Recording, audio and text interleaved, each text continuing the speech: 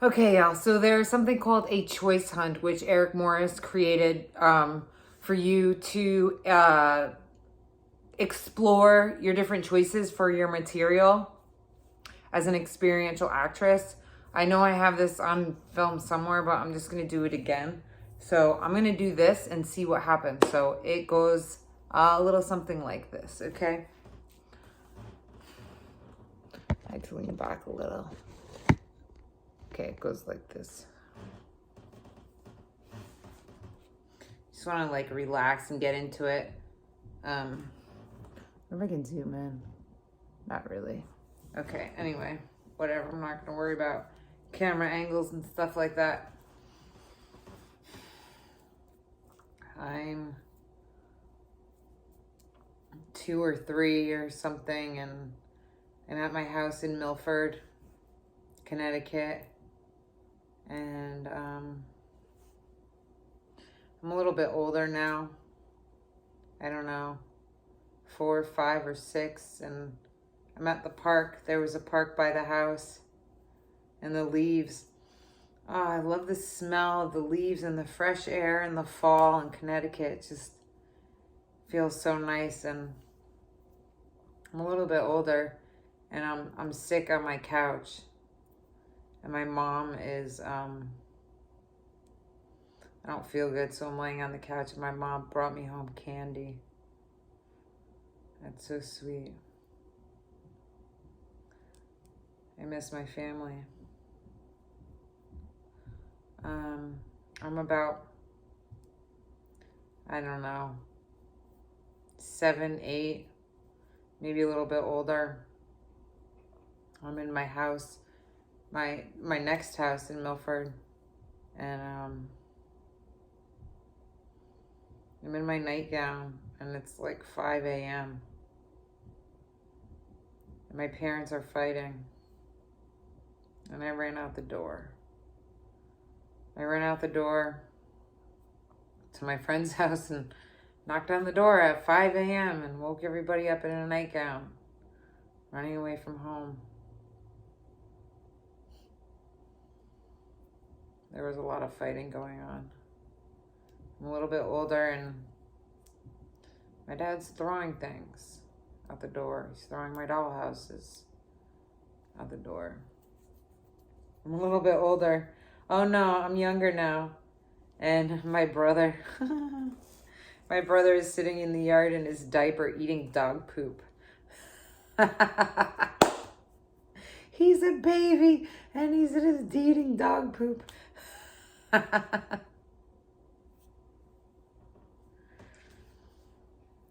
like 11. 9 maybe. I'm at the dance studio. I love the dance studio. I love to dance. I love dancing. I loved it. I loved it. I loved dancing. I loved being at the dance studio. It was just so freeing and fun, and maybe it was just because it was like an escape from home and the endorphins and the high from dancing and working out. And I just loved it. I loved music. I loved dancing.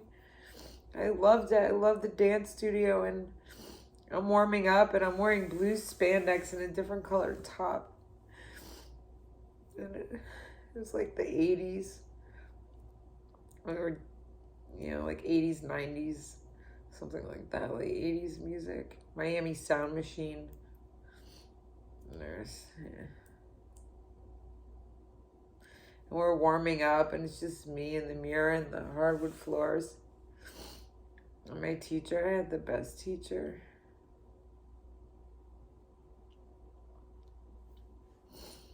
I'm younger and I'm in the dance studio, and I remember signing up at the dance studio.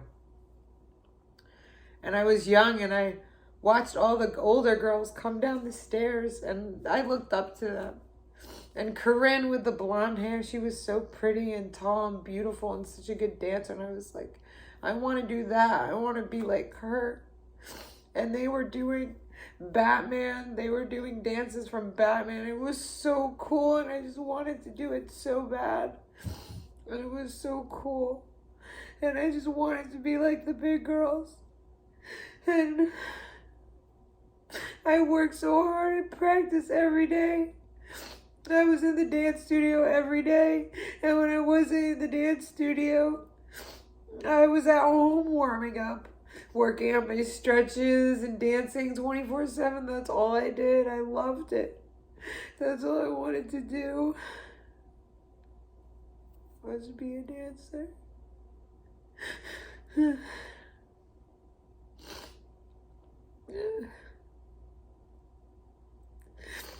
a little bit older. I'm in my house. I don't know, 11, 12, something, 13 maybe. My mom is telling me I had to choose. I had to choose, like, because I was roller skating, dancing, and riding horses. And I couldn't do everything. My parents paid for so much stuff for me. We were so spoiled as kids. We were so lucky. We were so blessed. My dad was so hardworking. He provided for us. We got everything we wanted. We were such spoiled little brats, but I couldn't do everything. So it was like I had to pick. I loved roller skating too. Wow, I did roller skating and dancing and rode horses. And I was good at all of them. I loved roller skating.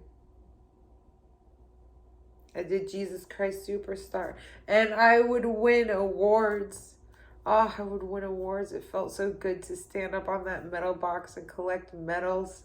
And I loved it. I loved roller skating. Roller skating was awesome. So anyway, my mom is telling me I have to pick something. I can't do everything. That was like one of the most depressing days of my life. I had to pick one thing. I went to my room. I shut the door and cried. I used to get depressed a lot. I used to just cry a lot. I used to get depressed. I didn't want to have to pick one thing. I loved all of it. I chose dancing anyway. I wish I never quit. I miss dancing. I'm a little bit older now. I don't know, like older, like 17 or 18 or something, or I don't know. No, I'm like 14 or 15. And I was good. I had the best dance training ever.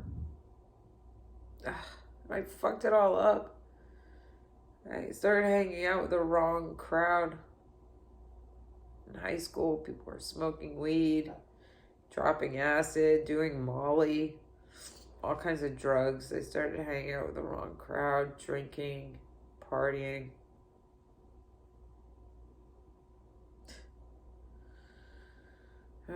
So bad. Anyway. So that's Choice Hunt. And you see what happened. And I need to cry in this movie. So there's a choice for me. Like, I can go back to in the dance studio now. I love to dance, you know. So there's one choice. But I have another choice that, like, specifically made me cry in Q. There's one part in the movie where the tears, like, have to, like, you know, come down. And, like, this choice worked perfect. This choice worked perfect back then. Okay, it was a few months ago. And I was madly in love with someone. And he was a effing dirtbag, scumbag, piece of poop. Evil SOB, okay? And I was in love with him. I fell in love with him like an effing idiot. Ugh, gross. I'm disgusted with myself. So, when I did the audition, I used him as my choice because I was really madly in love with this dude. Like, my whole heart and soul was madly in love with this dude. And he didn't deserve it. And, So, like, I created him, and I put him there, and I imagine him there. And I imagine, it's called sense memory. You sit there, and you put a person right there. But you have to ask yourself, you have to relax. Ask yourself, how do I feel? I feel, am I comfortable? Am I comfortable? You have to get comfortable. Yes, I'm comfortable. Then you look, and you put the person there. And you say, how many different colors do I see? What is the distance from the top of his head to the floor? What is the distance from his left shoulder to his right shoulder? What color shirt is he wearing? What do his eyes look like? What do his hair look like? You know, you do that until it brings about that, and then you can talk to that person. Well, now when I talk to that person, I just hate them. I hate them. I think they're disgusting and they're nasty, okay? But back then when I did the audition, I was able to create that love because I still felt some love for this person. But now I'm just disgusted every time I see this person. I just want to puke, okay? I'm disgusted. I want to puke because of all the lies and the deceit and all the shit I heard about him doing and like all the evil. This person is a lying, sociopathic, narcissist, evil SOB, disgusting, makes me sick. So it's really hard for me now to create that love with that person. But I'm going to try because that was the best choice. It's going to be like impossible. So, but I'm going to try because that choice just worked really good. It just worked perfect. You know, so because if I use this choice about the dance thing, then I have to sit there and do that and then go to set and then think about it instead of creating a sensory choice where the person is standing right there and you feel love. I'm like, I was praying to God. I was like, God, please heal my heart, but not enough for me. Don't heal it enough because I need a little bit of love to be able to use him as a choice for this movie so that I can cry. Yeah, so, okay, so this is good. This is me working on my craft, y'all. So that's a choice hunt. That's how you find choices to work on, okay? Eric Morris is brilliant, y'all.